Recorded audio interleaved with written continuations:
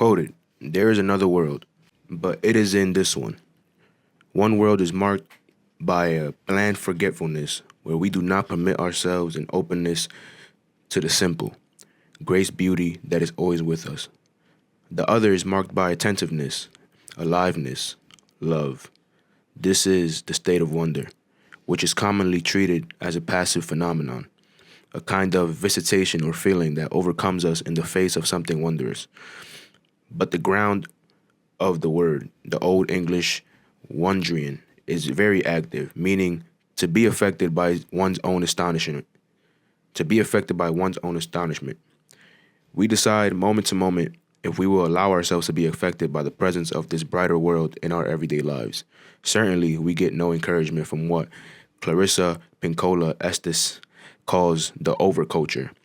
It cannot be assessed by the standardized culture criteria of worth, measures that can be labeled with a sum or a statistic or even perhaps a word. Receptivity to wonder is not economically productive, marketable, or quantifiable. The results also stand by beyond such calculations, but it is in such representativity that we discover what draws us, and along with it, our originality, our creativity, our soulfulness, our gladness, our art. Mozart found inspiration in the presence of a common bird. For us too, the song of the word, the song of the world, so often rises in places we had not thought to look. The state of wonder, the world within our world. Every day we go through life just living, letting things pass by, letting our day pass by, just seeing things for what it is and not really paying attention to what's around us.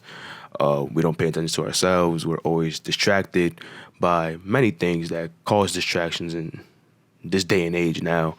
Not to say that is a bad thing because we are still able to see beauty within this distracted world we live in. But here to also mention that if we were if we were to just pay attention a little more of what's around us and just really see things for what it is and just be a little bit more curious about our surroundings, we will learn to appreciate life a lot more because we will start to feel his presence around us. We will begin to smile. We will just feel the energy that is unconsciously there. I personally started going through life just asking questions, being more curious, and over time, I started to see more of the horizon. I started to see deeper into the horizon, my fault. And it led to more questioning, but at the same time, it led to more of appreciation of what life has to offer. People go through life, as I mentioned earlier, just living day by day, and they never really get the chance to really see life for what it is, you know. And I don't blame them either, because everybody's life is different. People live lives that are very hard, so that's a distraction right there. People live lives that they're struggling every day. So who am I to say that they're wrong for living the way they live? People live lives in astonishment, awareness, appreciating what's around them, and those people are somewhat of a special kind of people that surround us in this world. There's not many of them now, especially with this new era of kids growing up within the technology world that solely rely on technology. There's very few of those people around us nowadays where we can actually have a genuine conversation and just understand that what they say is coming from their soul and not from somebody else. We still are able to find that in us, but there's so many things in this world, so many things that just prevent us from tapping into that energy or tapping into that side of us, of ourselves. So with that, like me personally, now that I'm aware of that world that lives within us, I learned to just be grateful of everything around me. I learned to just smile more. I'm not saying that I don't feel sad, that I don't feel depressed, that I don't get stressed out, but I learned to also just be glad that things happen. I don't try to, at least I don't try to dwell too much on the past. I don't try to recreate moments. I don't try to live somebody else's life. I try to be who I am in the present moment and just see things for what it is, and ask questions in terms of curiosity, so I could be able to dig deeper into what things truly mean for me. But that's really it. I live on, and I'm just happy with things the way they go. I don't try to ask for forgiveness. I don't try to become a person of wonders when it comes to I should have done this. What if I would have done that? What if I would have done this? No. The past is the past. I try to keep the past in the past. So I think a lot of people should just live a life where they're more grateful about the life they've been living and not worried about the life they should have been living. Stop having so many regrets. Try to live in the moment. Appreciate the people around you and the type of person you are at the same time.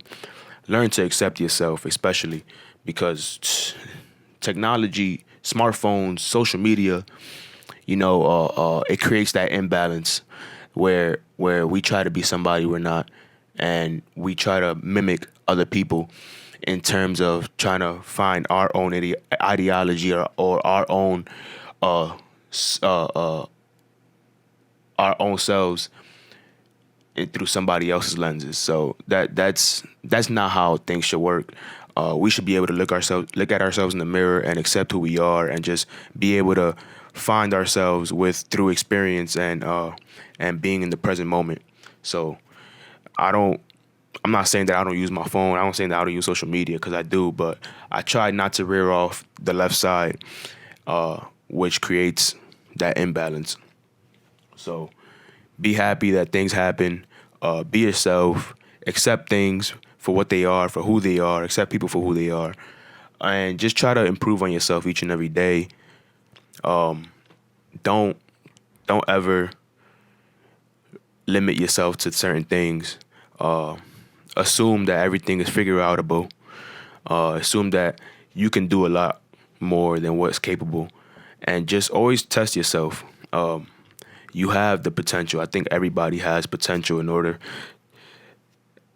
for us to reach for the skies. And we limit ourselves each and every day because we have a lot of things that really we have to worry about in order for us to get by. So a lot of people can't even tap into this side of curiosity because they're always doing something or they're always busy. And like I said, like you can't really blame people for that. Everybody's lives is different. Everybody sees from different eyes. Everybody hears from different ears. You feel me? So don't ever try to judge people for how they think. Don't ever try to assume that you know everything or you're more knowledgeable than the next person. And I think just being in the moment and just being present with yourself and in every situation that you're in will eventually create a better lifestyle. Yeah, so don't ever limit yourself. Don't ever put yourself down. And always just ask questions. Because, like I said, we live in, there's a world within our world. And that world is the state of wonder. And through that, through curiosity, through attentiveness, we will find ourselves and find out what it really is to live the life we live. So, yeah, That's what it is. I honestly been getting all this information just solely off of reading. This particular book that I'm reading right now, Mozart Starling, it's a pretty good book. I just like how she's really paying attention to her bird and showing her appreciation of the bird through her writing, describing every little thing about the bird, uh, what she does, what the bird likes and doesn't like, and just painting a picture where I'm able to visualize something that's glistening through words. There's so much description that will lead you to paint your own pictures on how you see the way the author views things. You see from their perspective. Obviously, it's not going to be exactly, but you get an idea. And to be able to live through somebody else in somebody else's world through their words is so phenomenal. Read, read, read. Understand that life is full of wonders. Always ask questions. Be curious, and through those things, you'll eventually find yourself. At least for me, I haven't found myself completely, but I'm getting there, and I'm starting to see that everybody else is in that same journey. Everybody else is going through the same thing. They're struggling with finding themselves, but a lot of people aren't really tapped into actually trying to find themselves. So just be happy that you are who you are, accept yourself, and be happy that it happened. All right. Live, love, laugh, and appreciate life. You already know who it is. Mike Valentine, aka Trigger Mike, the one and only. Y'all heard it here first. All right. Left in between the channel for you to see and hear. All right. Peace.